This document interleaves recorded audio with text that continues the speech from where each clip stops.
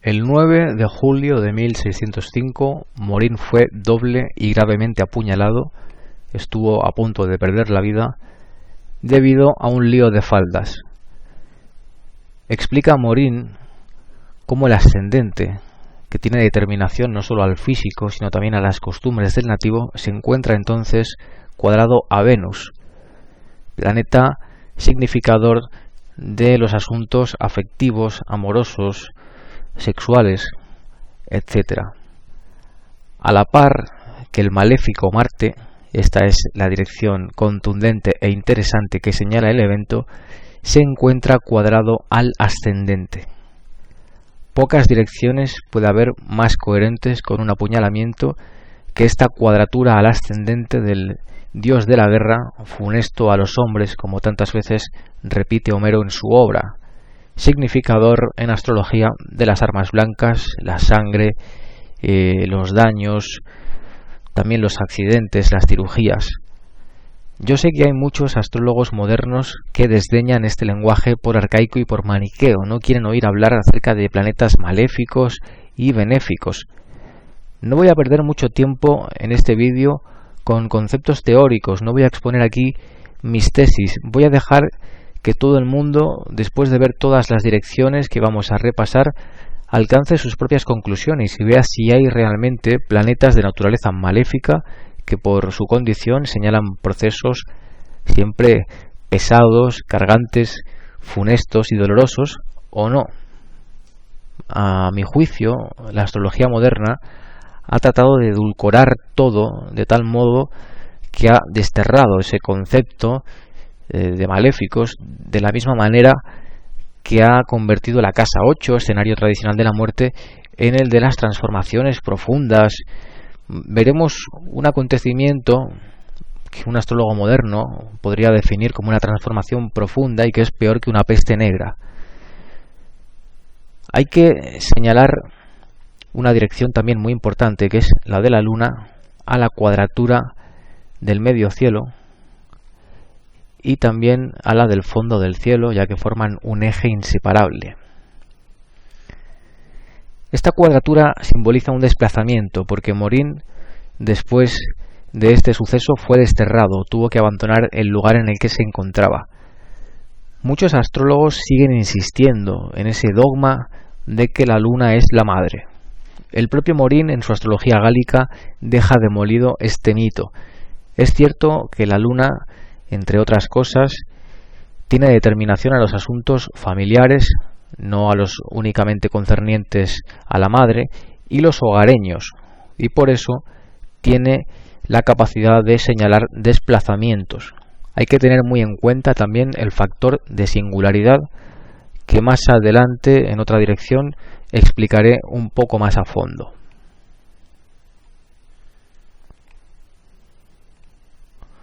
Como Morín sobrevivió, por suerte para nosotros, en 1614 entró a formar parte del servicio del obispo Claudio Dorme como médico de cabecera.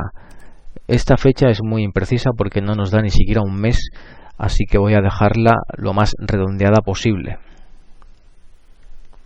Morín recuerda este momento como un prácticamente cautiverio. Se refiere a su condición como la de un doméstico, un concepto que tiene connotaciones claramente serviles.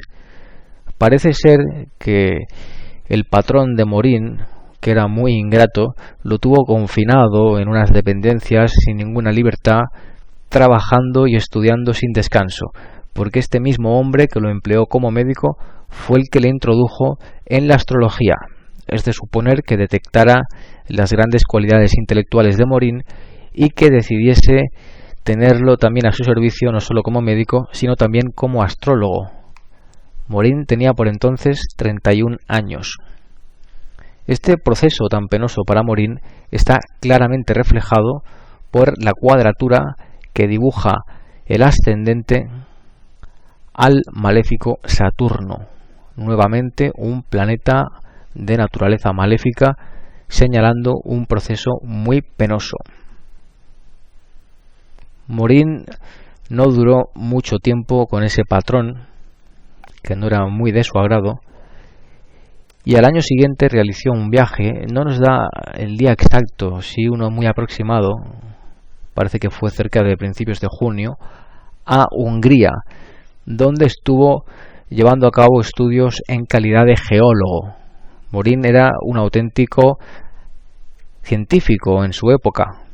Era un astrólogo de corte aristotélico que consideraba los planetas causa activa, que actuaban materialmente mediante el influjo de rayos sobre el mundo sublunar.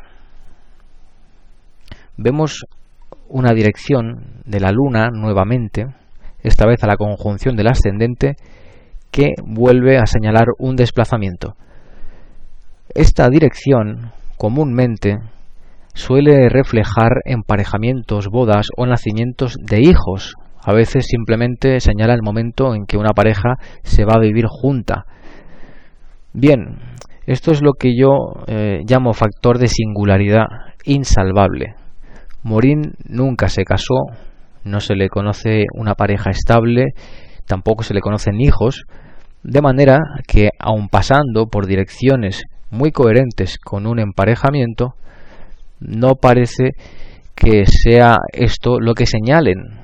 Ignoramos si cuando la conjunción de Venus al ascendente se produjo tuvo un enamoramiento importante, porque no lo narra en su vida. Es posible que así fuera, pero con la información de que disponemos sí que sabemos que la Luna permanentemente va a estar señalando desplazamientos.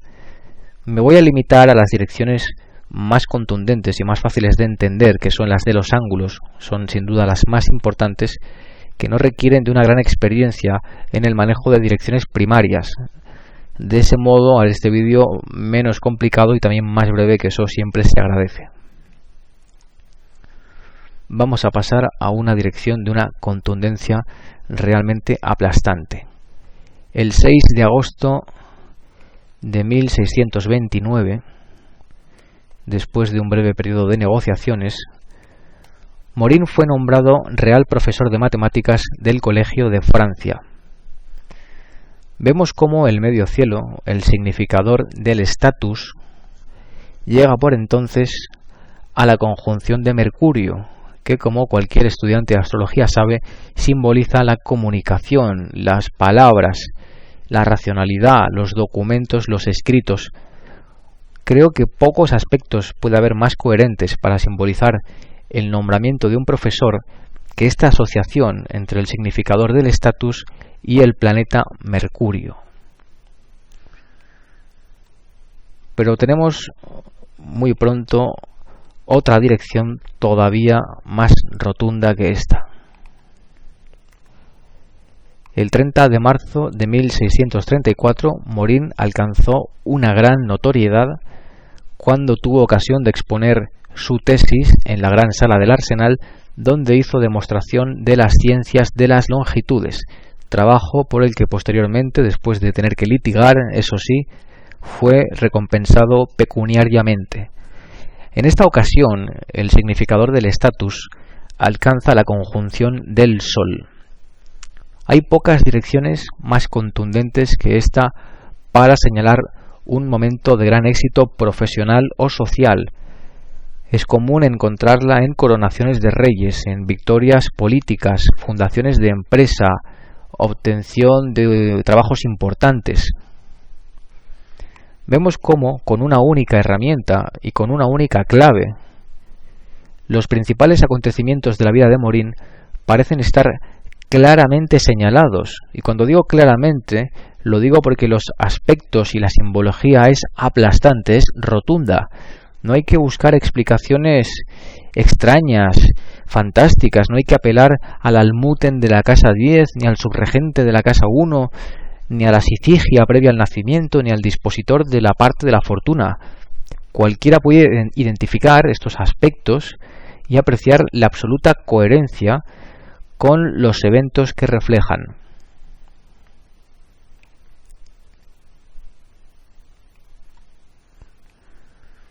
Ahora, nuevamente, yo creo que vamos a ver una demostración de cómo hay planetas de naturaleza funesta que actúan siempre con arreglo a esa condición. Morin estuvo a punto de fallecer, y lo cierto es que analizando estas direcciones, este cúmulo de direcciones espantosas, el hecho de que sobreviviese parece casi milagroso, sobre todo teniendo en cuenta que a los 59 años un hombre del siglo XVII había ya rebasado su esperanza de vida.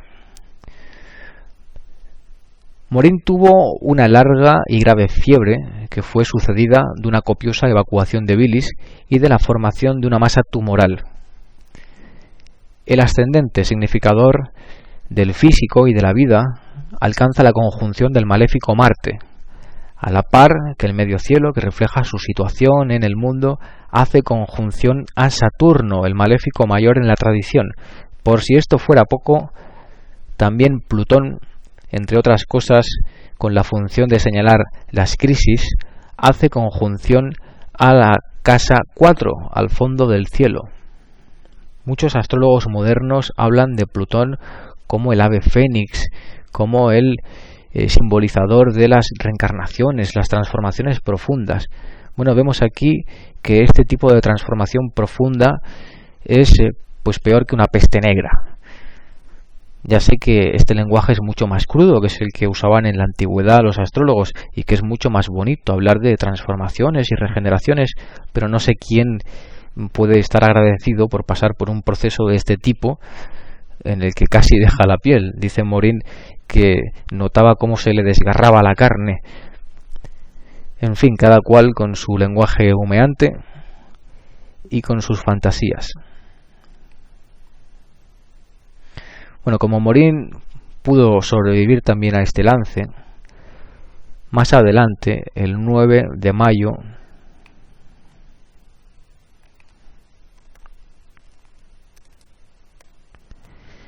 de 1646, llevó a cabo un viaje a la provincia de Antibes con el conde de Chavigny, que era viceministro del rey. El muy ilustre señor, como lo define Morin, tenía en muy alta consideración al astrólogo, por eso lo invitó a efectuar ese viaje con él, y Morin aprovechó la ocasión para hacer una elección.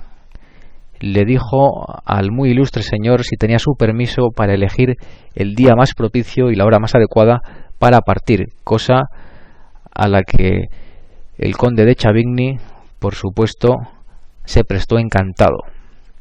Vemos cómo otra vez la luna, en las direcciones de Morin, vuelve a señalar un desplazamiento, el significador del estatus, de su situación en el mundo, significador de las acciones también, dice Morin en su astrología gálica, es el que alcanza ahora la conjunción de la luna.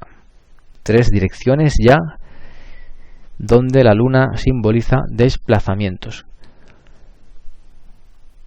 He omitido otras direcciones más complicadas, como digo, para hacer este vídeo más comprensible y también más breve y más ameno. Hay otras direcciones de la luna, como la de la cuadratura que recibe de Plutón, muy interesante en la vida de Morin, pero que no he querido exponer aquí. De hecho, esta va a ser la última dirección que exhiba, para no saturar al oyente, y porque tampoco quiero añadir otras direcciones que no incluyen esa obra, como la de su muerte. Creo que ha quedado clara la absoluta eficacia de esta herramienta, su impresionante precisión, y yo invito a cualquier astrólogo a contrastar estos acontecimientos con cualquier herramienta en la que tenga confianza. Me da igual si son los tránsitos, si son las direcciones secundarias, los atacires que están tan de moda. Cualquiera que someta estas fechas a un análisis riguroso con cualquier herramienta verá que no hay nada que se aproxime en precisión y fiabilidad a las direcciones primarias, una herramienta extrañamente olvidada por tantos practicantes de astrología. Voy a dejarlo aquí, por tanto. En esta ocasión he querido rendir tributo a Morin, repasando su vida, repasando su obra, porque es un astrólogo con el que yo me siento en deuda, al que le debo muchísimo. en otra ocasión, en el futuro, a lo mejor abordo su obra con un espíritu menos apologético y más crítico, porque Morin, naturalmente, como humano, era falible, y en su astrología gálica hay también errores que se pueden contrastar. Lo dejo aquí, por tanto, espero que os haya gustado, espero que todos aquellos que no conozcan las direcciones primarias sientan interés por su estudio, y que aquellos que las conocen pues profundicen más en sus investigaciones y las contrasten sobre todo con otro tipo de herramientas a fin de ver cuáles son más precisas y más fiables. Bueno, esto ha sido todo por hoy, nos vemos en la próxima entrega, un saludo.